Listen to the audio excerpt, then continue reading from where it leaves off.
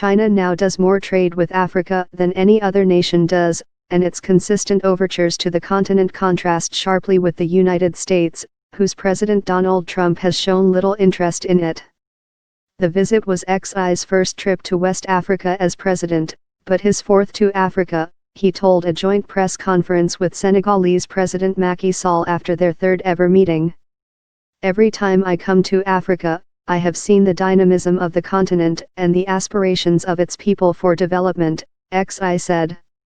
"I am very confident in the future of Sino-African relations."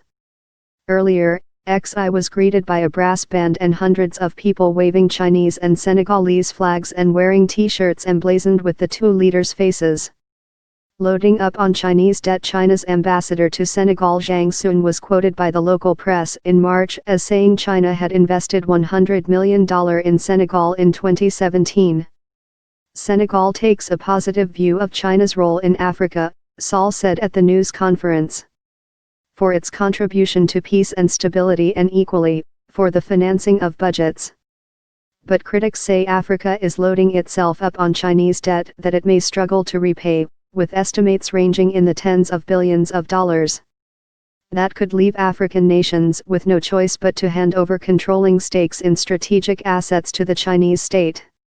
U.S. officials have warned that a port in the tiny Horn of Africa nation of Djibouti, a host to major U.S. and French military bases, could suffer this fate, although Djibouti rejects the fear. In Guinea, meanwhile, one of the world's poorest nations, China is lending $20 billion to the government in exchange for aluminium ore concessions. As well as trade and minerals, China has also seen Africa as a source of political support. Chinese diplomacy has, as of May this year, succeeded in getting every African country except Swaziland to break off diplomatic relations with Taiwan, which China sees as a renegade province.